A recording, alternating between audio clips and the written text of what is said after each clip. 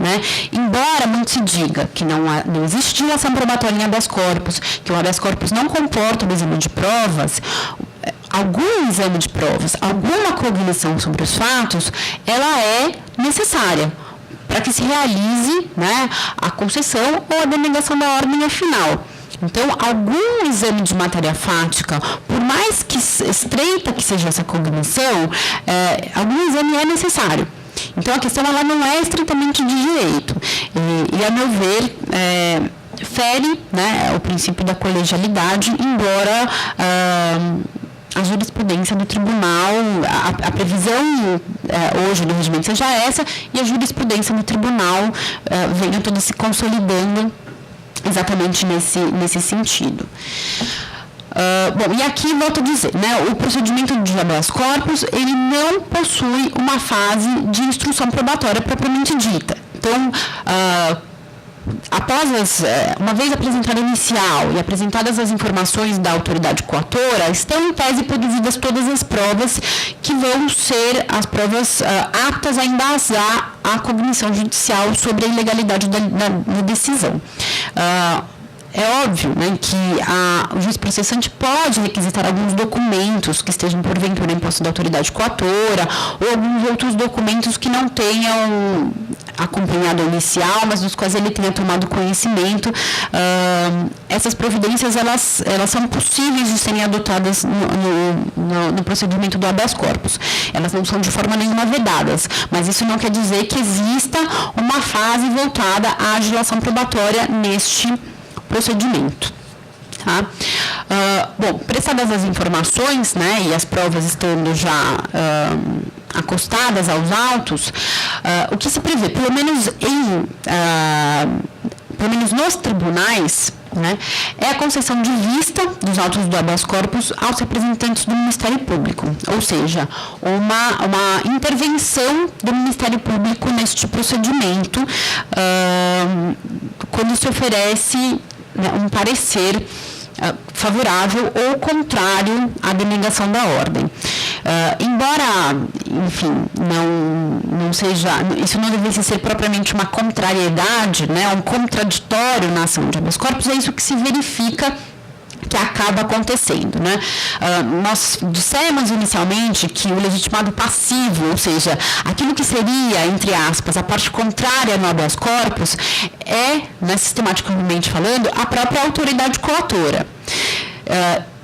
De sorte que, né, nós concluiríamos que essa previsão, né, quanto à intervenção do Ministério Público no habeas corpus, ela se daria por conta da função de custos legis que o Ministério Público tem no processo penal e em todo o ordenamento jurídico. Não é, contudo, o que se verifica na prática, né, no cotidiano da tramitação dos habeas corpus nos tribunais, nos tribunais locais e nos tribunais superiores. O que se vê é que, no mais das vezes, esse parecer tem uma verdadeira... ele encerra uma verdadeira contrariedade, uma verdadeira contestação à ação de habeas corpus que foi ajuizada, muitas vezes mais até do que uma contestação que se possa fazer nas informações da autoridade coatora, que deveriam, né, por natureza, ter mais esse caráter do que esse parecer. Mas a verdade é que assim, né, se verifica na prática, e nos próprios habeas corpus, né, que não tramitam no tribunal e que não comportariam, em tese, né, essa intervenção do Ministério Público, o Ministério Público acaba, no mais das vezes, sendo intimado, em especial de decisão concessiva, por conta do interesse que ele possa ter em recorrer da decisão que concede a ordem. Tá? E esse é justamente, né, o fundamento para que se admita hoje nos tribunais, né, para que a jurisprudência dos tribunais se oriente no sentido de que, além da intervenção do Ministério Público, né, nos tribunais, nos habeas corpus dirigidos aos tribunais, o querelante também possa intervir nos habeas corpus ajuizados, nos habeas corpus impetrados nas ações por eles ajuizadas, ou seja, nas ações penais de iniciativa privada. Por quê? Porque a concessão de habeas corpus poderia interferir com a situação jurídica do querelante discutida na ação penal por ele proposta. Então, justamente por poder gerar alguma alteração nessa situação jurídica, é que surgiria daí um interesse em intervir, ou seja, um interesse em exercer, digamos, um contraditório nessa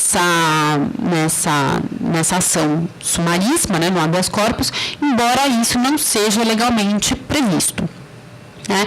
Essa é uma construção, torno a dizer, que é uma construção jurisprudencial e que ela obedece mais ou menos os mesmos critérios que se tem, né, na questão da formação de um litisconsórcio passivo necessário, por exemplo, no mandado de segurança.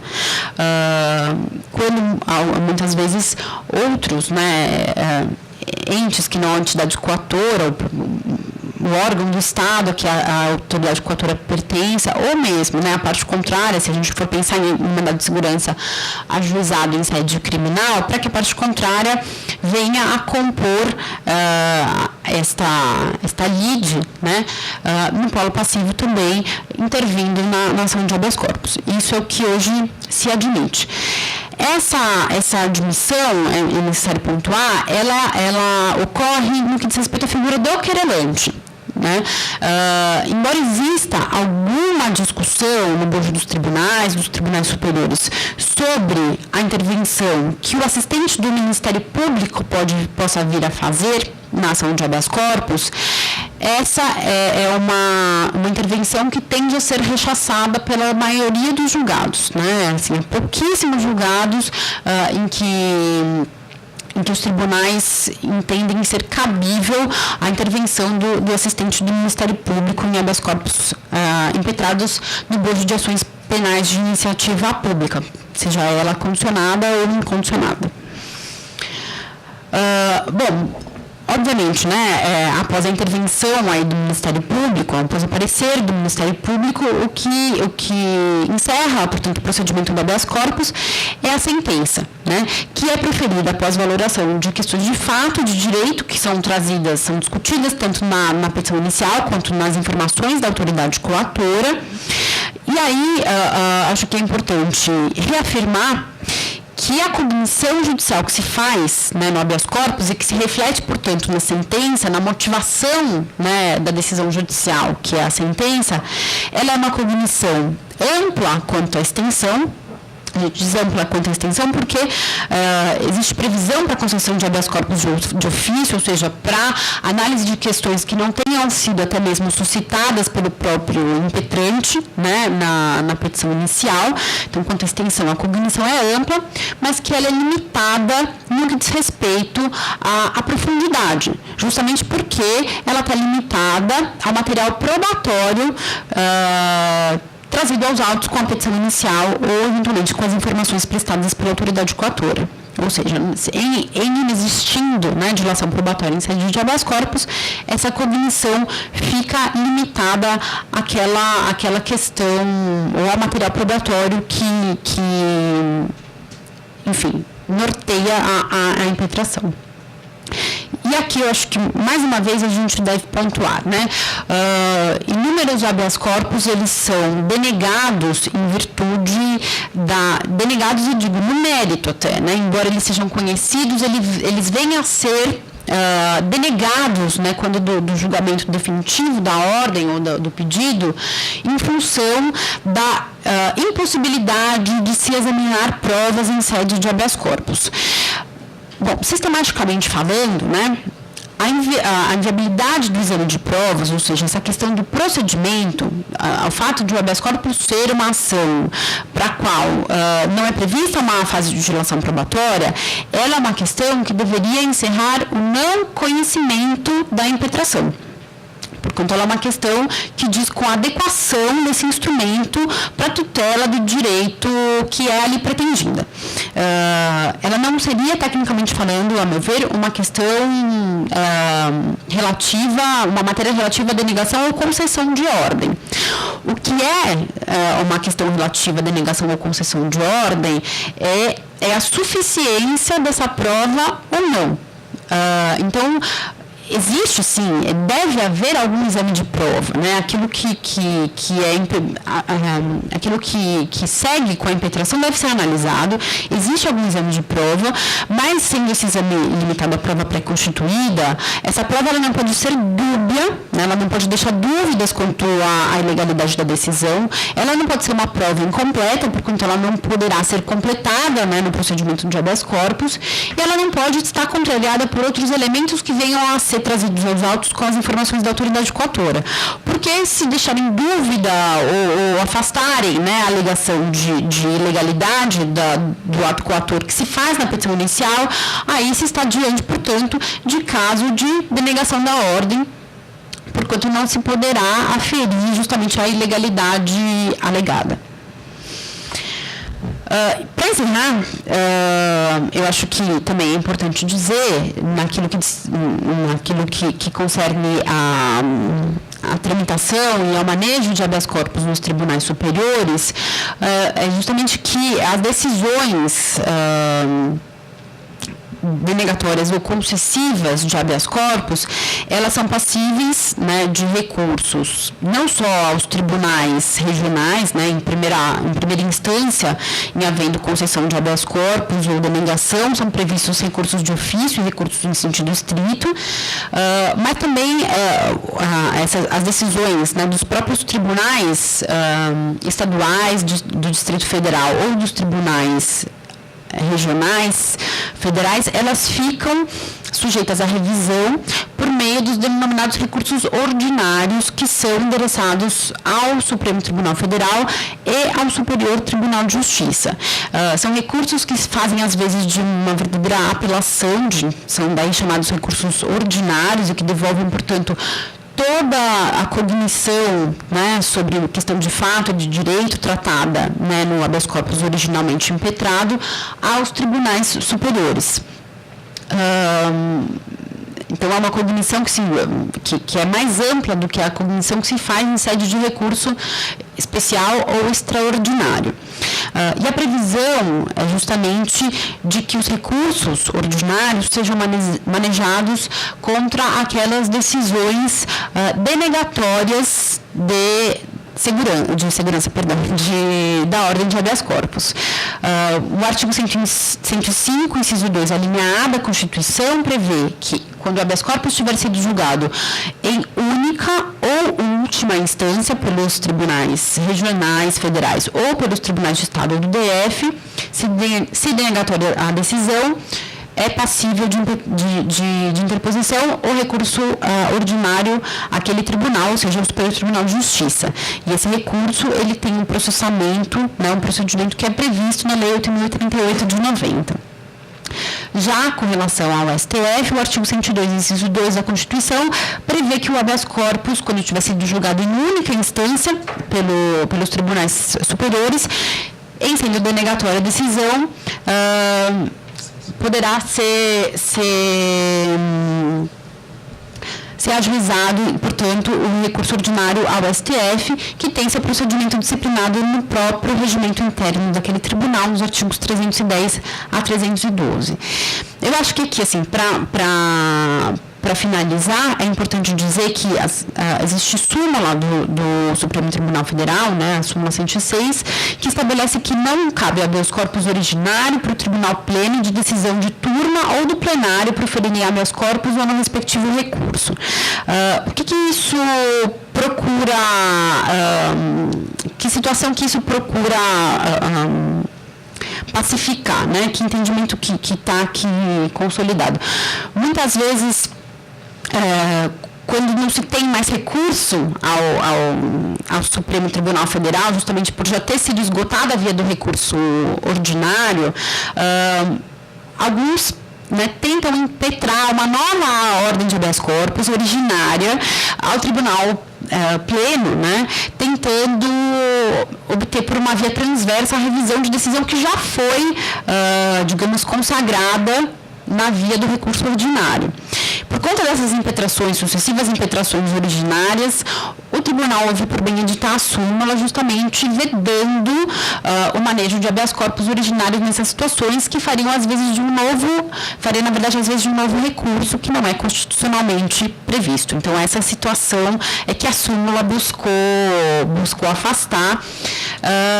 E acho que, por fim, também é necessário dizer que, nos casos de decisões concessivas de habeas corpus, são cabíveis, obviamente, os recursos especial e extraordinário ao Supremo e ao STJ, por parte, obviamente, do Ministério Público, né, que teria legitimação para o ajuizamento, desde que, também, obviamente, estejam atendidos os requisitos de admissibilidade destes recursos.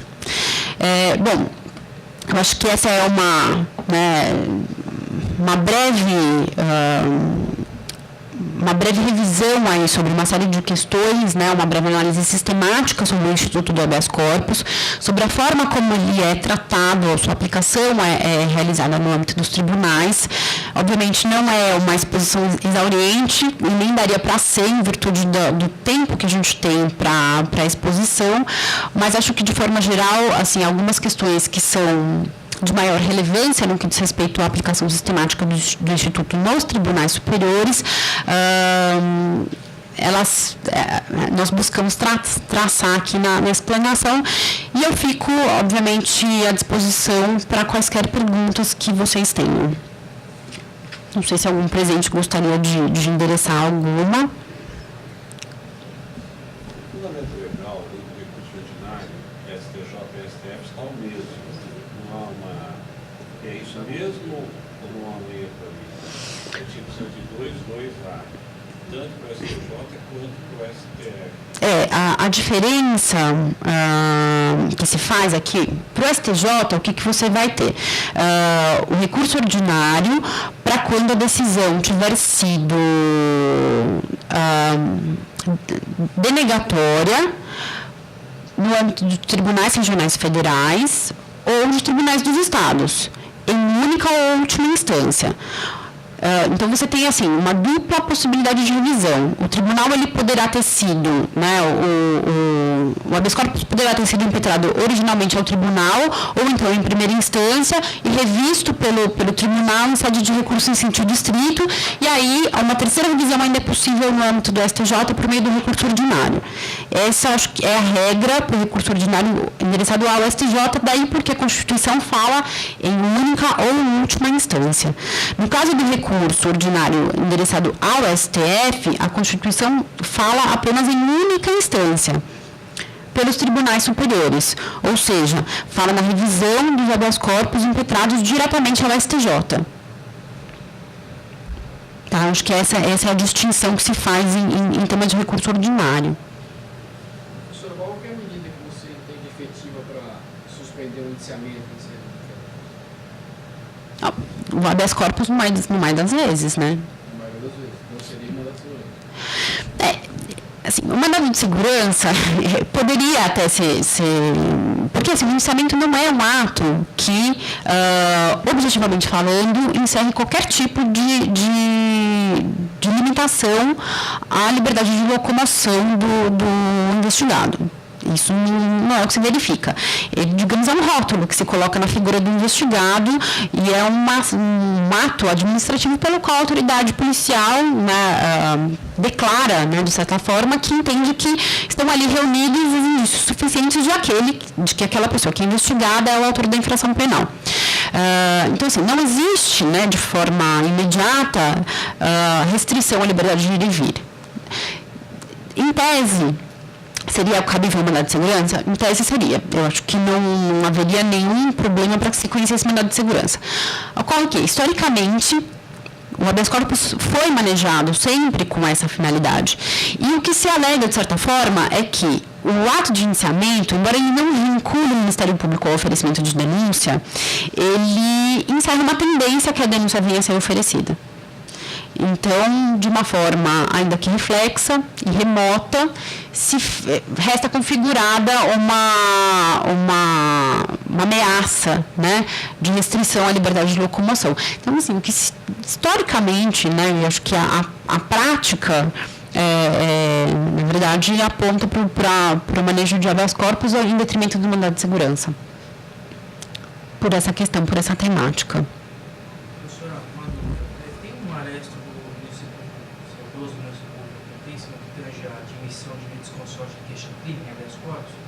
Eu quero saber o seguinte, senhora. Uma vez deferido o prazo de ser litisconsorte, é necessário, é viável a abertura de um prazo de 20 dias para fazer razões, para produzir uma defesa, ou isso extrapola o que o litisconsorte faria numa manifestação, se é que pode se chamar? O decreto que estabelece a intervenção do Ministério Público, por exemplo, no procedimento do habeas corpus, ele estabelece um prazo de 2 dias de vista. Então, acho que se fizer, digamos, uma aplicação analógica, né, desse decreto, da previsão contida nesse decreto, para se admitir a participação do querelante na ação, acho que um prazo de 20 dias talvez não só, assim, extrapole a previsão contida no decreto, como talvez também não se compatibilize com a celeridade do procedimento. É que esse área do início falava que deveria ser aberto o prazo de 20 dias, que o querelante se manifestasse em razões finais antes do julgamento daquela ordem de eu não conheço, não rememoro, talvez até já tenha lido esse arresto do ministro Sepúlveda, mas não tenho ele agora aqui comigo, nem gravados os fundamentos que ele invoca para a concessão desses 20 dias. Eu não sei se você saberia dizê-los, assim, o porquê do prazo de 20 dias. É estranho. Assim, de verdade, o fundamento legal de alguma intervenção na ação de habeas corpus que não seja das próprias partes, né, que é, portanto, em segundo grau, né, ou nos tribunais, essa intervenção do Ministério Público, é esse decreto-lei que prevê a apresentação de parecer em 2 dias. E eu acho até que 20 dias é um prazo, assim, é maior do que o prazo para razoar recurso, é maior do que o prazo, maior do que o prazo para interposição de recurso ordinário, que é de 5 dias do recurso ordinário constitucional, e eu acho que é um prazo bem dilatado se a gente considerar, assim, a celeridade do procedimento, né, ou a eficácia que tenha esse tipo de ação. Aqui no TJ, especialmente, que a prática, né? Como parte contrária, não queria intervenção do querelante. O desembargador falou, defiro o litisconsorte, retirou de pauta o caso, mas quanto à manifestação, indeferiu. Se apoiando, inclusive... Indeferiu as razões. Uhum. O máximo que o senhor pode produzir é sustentar oralmente. Sustentação oral. Enfim, eu perdi, caçou liminar, mas enfim, ficou essa discussão na turma, na Câmara, sobre essa possibilidade ou não de abertura de um prazo para falar por escrito, não oral, antes do julgamento. Essa é uma discussão que ela é muito frequente e eu acho que existem decisões, enfim, não vou dizer das mais díspares, mas eu acho que o que tem se visto com maior frequência é justamente se permitir que o querelante sustente oralmente razões, né, na sessão de julgamento e só. Mas o que eu questiono nesse aspecto, né, é que é uma intervenção pela metade, porque... porque a se admitir a intervenção, não existe estar meio grávido ou ou intervir pela metade. Acho que a se admitir a sustentação oral, né, por que não se admitir petição por escrito? E eu já vi o tribunal mandar desentranhar dos autos manifestação que tenha sido apresentada pelo querelante, embora o querelante tenha podido sustentar oralmente razões na sessão de julgamento. A meu ver, isso é um pouco assistemático, né? Mas... Você entrega memoriais na via normal e o fim é o mesmo. Não, com certeza. Eu acho que entrega memoriais e depois sustenta. Mas, de certa forma, eu acho que não deixa de ser uma aplicação lá sistemática, né? Uma aplicação analógica sistemática dessa regra, porque é uma intervenção que acaba ficando pela metade, né? Imagina. Bom, me chegaram aqui algumas perguntas feitas pelos inscritos, pelos participantes que estão assistindo a palestra pela internet. Uma delas foi feita pelo Christian Morandi, de São José dos Campos, que me pergunta qual o entendimento doutrinário quanto à possibilidade de HC tendo como paciente pessoa jurídica, com imputação de crime ambiental. Bom, essa questão ela também já foi bastante debatida, né, no âmbito dos tribunais. E, assim, se entende que essa legitimação passiva, assim, ou seja, que a pessoa jurídica não pode figurar como paciente em sede de habeas corpus, porquanto não existe propriamente um direito, uma liberdade de locomoção a ser tutelada deste ente que é coletivo, né? Deste ente que é, digamos, uma ficção jurídica enquanto pessoa. E, portanto, assim, os tribunais reiteradamente vêm, em matéria de crimes ambientais, tutelando direitos da pessoa jurídica pela via do mandado de segurança. Tá? Isso é o que se tem visto de forma mais frequente. E tem aqui também uma pergunta que me chega do César Augusto Moreira, de Ribeirão Preto, que parte da seguinte premissa, né? Considerando que a senhora também reconhece que o MP, em segundo grau, emite parecer sobre a questão de fundo e não só de forma, nas ações de HC, em alguma delas chegam a apresentar verdadeiras contestações de mérito, não acho que os regimentos internos dos tribunais devem ser revistos para que o MP fale depois do impetrante e não antes, como é hoje? Essa questão... não sei se assim, haveria essa necessidade, né? Na verdade, o Ministério Público fala antes, porque em tese fala como custos legis, e não como alguém que, digamos, exerce contraditório, né? Se a gente estivesse falando aqui no contraditório propriamente dito, a gente poderia até admitir essa questão de que quem alega fala primeiro, quem contesta fala depois, porque é uma regra que decorre do princípio do contraditório, né? Alegação e contrariedade. Mas eu não vejo essa questão do Ministério Público dessa forma. Eu acho que no regimento interno dos tribunais, verdadeiramente falando, a participação do Ministério Público, né, por meio deste parecer, deve ser tratada como o funcionamento da instituição na qualidade de custos legis. Né, o que não se verifica de verdade. Mas eu acho que isso é o que deveria idealmente ser, como a questão deveria ser idealmente tratada. Bom, eu não sei se alguns de vocês têm mais qualquer tipo de questão, eu fico à disposição de todos. Se não, eu agradeço mais uma vez pela presença e espero revê-los em alguma outra oportunidade. Uma boa noite.